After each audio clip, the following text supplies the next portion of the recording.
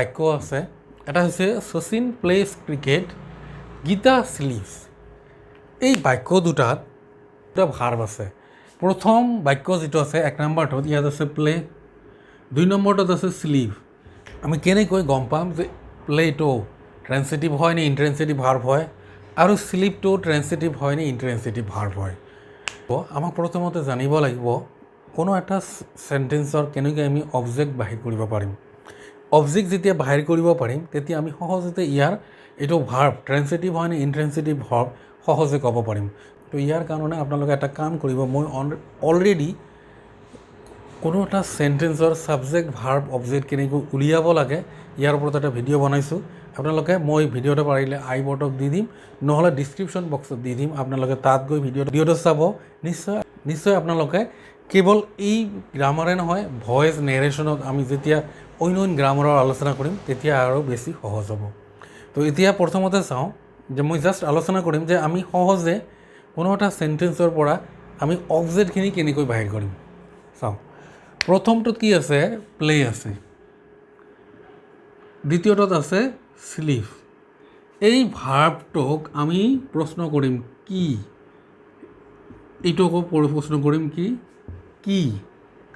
Play মানে খেলা, কি খেলে? ইয়াৰ উত্তৰ পাওঁ আমি ক্ৰিকেট খেলে।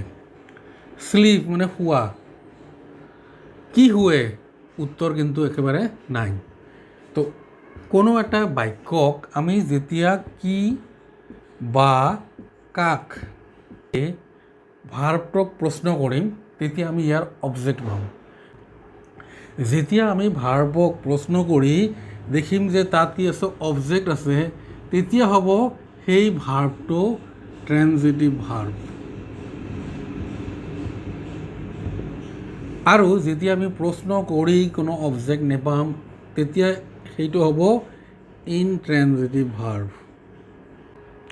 তো এতিয়া প্ৰশ্ন হয়, যেনেকুৱা প্লে আছে ই সকলো সময়তে ট্ৰেন্সিটিভ ভাৰ্ব হ'ব নেকি? সকলো সময়তে ট্ৰেন্সিটিভ ভাৰ্ব নহয়, ই কেতিয়াবা ইনট্ৰেন্সিটিভো ভাৰ্ব হ'ব পাৰে। যেনেকুৱা মই এটা উদাহৰণ দিওঁ, দি বয় rang the bell। আমি জানো ৰিং, ইয়াৰ ৰিং মানে বজোৱা, ৰেং বজাইছিল, বেল মানে ঘণ্টা। ল'ৰাজনে ঘণ্টিটো বজাইছিল, পাষ্ট ইনডিফিনিট টেন্সত হৈছে। এতিয়া মই যদি লিখোঁ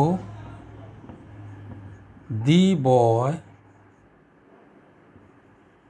ৰেং লাউডলি, ল'ৰাজনে উচ্চ স্বৰে, লাউডলি উচ্চ স্বৰে কি কৰিছিল? বজাইছিল।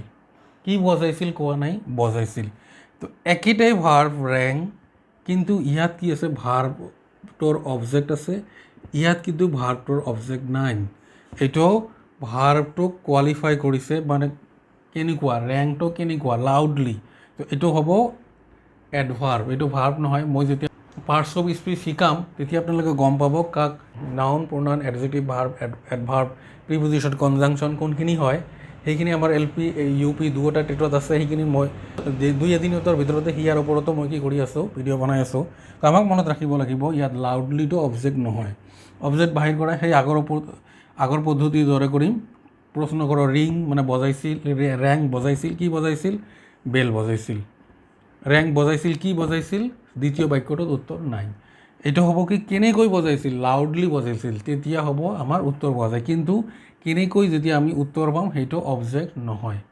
অবজেক্ট বাহিৰ কৰা হৈছে কি বা কাক।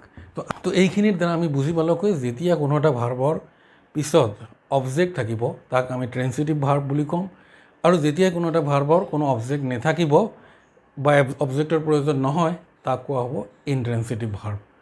এতিয়া আমি কেইটামান প্ৰশ্ন চাম আৰু ইয়াৰ দ্বাৰা আমি বুজিব পাৰিম কোনখিনি কিমানখিনি বুজিব পাৰিলেও নিজকে চাব পাৰিম।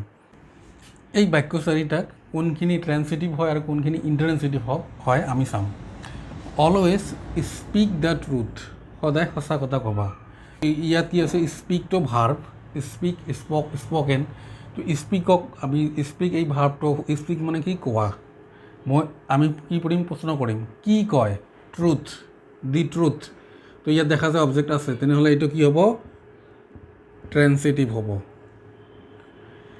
হি স্পক ফৰ এন আৱাৰ, তেওঁ 1 ঘণ্টা কৈছিল।